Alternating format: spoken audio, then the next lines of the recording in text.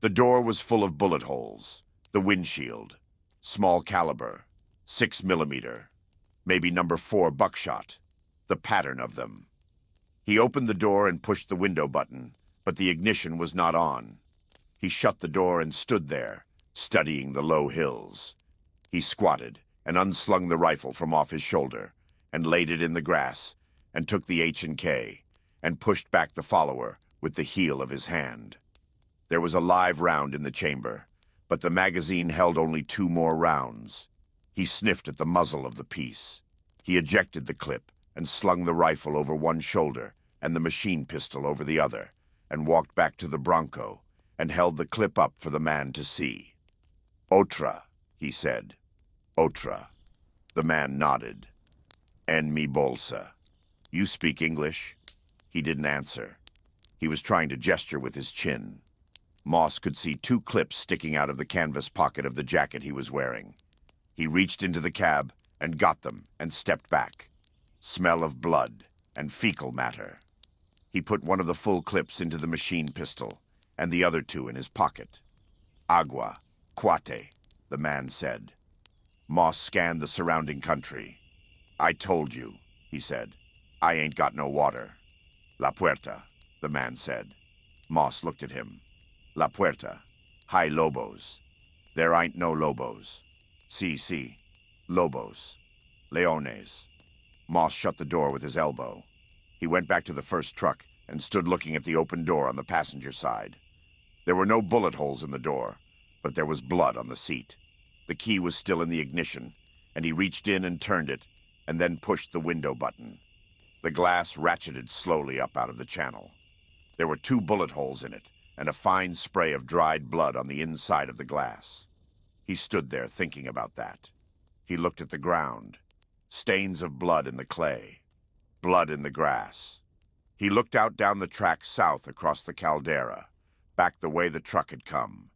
There had to be a last man standing, and it wasn't the Cuate and the Bronco begging for water.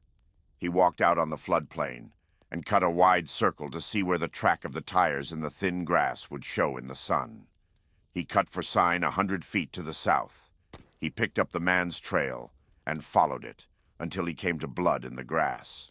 Then more blood. "You ain't going far," he said. "You may think you are, but you ain't." He quit the track altogether and walked out to the highest ground visible, holding the H&K under his arm with the safety off. He glassed the country to the south. Nothing. He stood fingering the boar's tusk at the front of his shirt. "About now," he said, "you're shaded up somewheres watching your backtrack, and the chances of me seeing you for you see me are about as close to nothing as you can get without falling in." He squatted and steadied his elbows on his knees, and with the binoculars swept the rocks at the head of the valley. He sat and crossed his legs and went over the terrain more slowly, and then lowered the glasses and just sat. "Do not," he said. "Get your dumb ass shot out here. Do not do that." He turned and looked at the sun. It was about 11 o'clock. "We don't even know that all of this went down last night. It could have been 2 nights ago. It might even could have been 3. Or it could have been last night." A light wind had come up. He pushed back his hat and wiped his forehead with his bandana, and put the bandana back in the hip pocket of his jeans. He looked across the caldera toward the low range of rock on the eastern perimeter. "Nothing wounded goes uphill," he said. "It just don't happen." It was a good hard climb to the top of the ridge, and it was close to noon by the time he got there.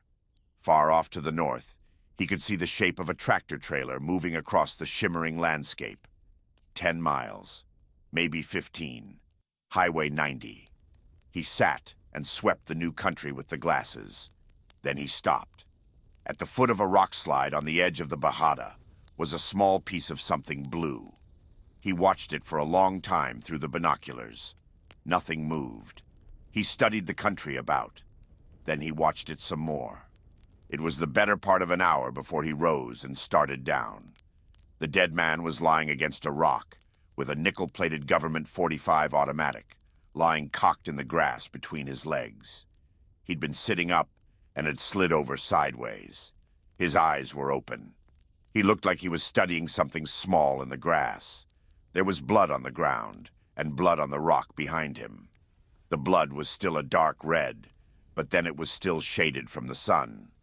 Moss picked up the pistol and pressed the grip safety with his thumb and lowered the hammer.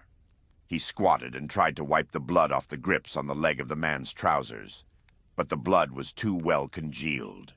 He stood and stuck the gun in his belt at the small of his back and pushed back his hat and blotted the sweat from his forehead with his shirt sleeve.